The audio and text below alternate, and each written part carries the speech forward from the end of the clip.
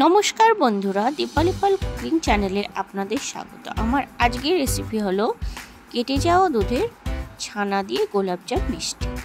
আমি এই রেসিপিটা কিভাবে তৈরি করলাম সেটাই আপনাদের সঙ্গে শেয়ার করছি। ভালো লাগলে অবশ্যই লাইক, শেয়ার ও সাবস্ক্রাইব করবেন, আমার পাশে থাকবেন। অত্যাধিক গরমের জন্য মাঝে মাঝে ঘরে কেনা দুধ থাকলে কেটে যায়।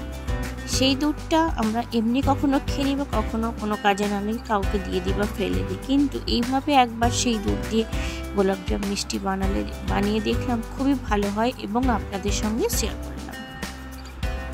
দেখুন বন্ধুরা, আমরা আজ 2 প্যাকেট দুধ কেটে গেছিল, সেটাকে ভালো করে ধুয়ে নিয়ে একটা কাপড়ে ভালো করে জলটা ঝরিয়ে নিয়েছি। তারপর একটা পাত্র নিয়ে নিয়েছি, তাতে সমস্ত ছানাগুলোকে ভালো করে গ্রেটারের সাহায্যে গ্রেট করে নিলাম। কেটে যাওয়া দুধ বলে সেই জন্য ছানাটাকে একদম শুকনো করে নিয়েছি। আর যেহেতু এটা ভাজতে হয়, সেই জন্যই ছানাটা একদম শুকনো করে নিলে আমাদের ভাজবার সময় কোনো রকম সমস্যা হবে না। তারপর ছানার মধ্যে 1 চামচ ঘি দিয়ে ভালো করে একবার মসৃণ করে মেখে নিলাম। তারপর নিয়ে নিয়েছিলাম গোলাপজাম মিক্স, ময়দার বদলে আমি গোলাপজাম মিক্স ছিল সেটাই দিয়ে দিচ্ছি। দিয়ে দিলাম 6 চামচ গোলাপজাম মিক্স, আর দিয়ে দিচ্ছি 2 চামচ মতো দুধ দিয়ে ভালো করে সমস্ত কিছু একসাথে মিশিয়ে মেখে সফট একটা ডো তৈরি করে নিলাম। ডোটা তৈরি হয়ে গেলে আমি একটা ভেজা কাপড়ের সাহায্যে 10 মিনিট মতো ঢাকা দিয়ে রেখে দেবো। তারপর তার থেকে গোলাপজাম গোল গোল করে বানিয়ে নিয়েছি। আপনারা যে কোনো শেপে গোলাপজাম মিষ্টি তৈরি করে নিতে পারবেন। বানানোর পর আবার সেই কাপড়টা দিয়ে আমি ঢাকা দিয়ে রেখে দিয়েছি। তারপর চলে আসলাম রসটা তৈরি করতে। আমি এখানে নিয়ে নিলাম 1 বাটি চিনি, তার জন্য নিয়ে নিচ্ছি সেই একই বাটি দিয়ে 2 বাটি জল। রসটা সেদিকে তৈরি করতে বসিয়ে দিয়ে তারপর আমি আরেকটা কড়াই চাপিয়ে দিলাম, তাতে পর্যাপ্ত পরিমাণে সাদা তেল দিয়ে দিলাম, আর দিয়ে দিলাম 1 চামচ মতো ঘি।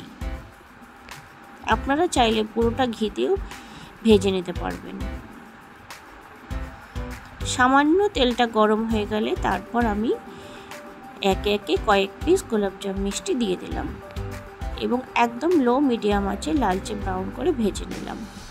কালারটা আপনারা আপনাদের মতো পছন্দ করে ভেজে নেবেন। কেউ অনেকে কালো কালো ভাব করে ভেজে নেয়, কেউ লালচে করে, কেউ বা আরও একটু হালকা লালচে করে ভেজে নেয়।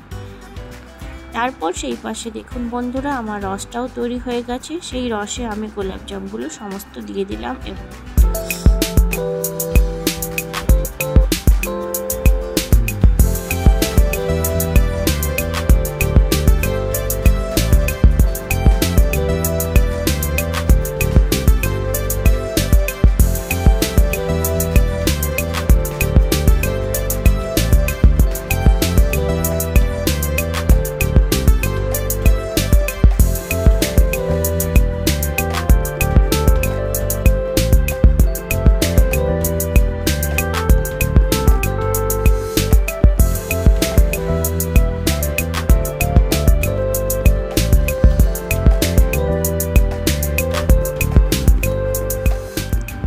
দিয়ে দেওয়ার পর 5 মিনিট মতো ফুটিয়ে নিয়ে আমি একটা পাত্রে ঢেলে নিলাম। এইভাবে এই পাত্রে ঢেলে আমি 2-3 ঘন্টা মতো একদম মিষ্টিটাকে ঠান্ডা করে নেব। তারপর আপনাদেরকে সার্ভ করে দেখিয়ে দিচ্ছি। তাতে দিয়ে দিচ্ছি 1 ফোঁটা মতো গোলাপ জল।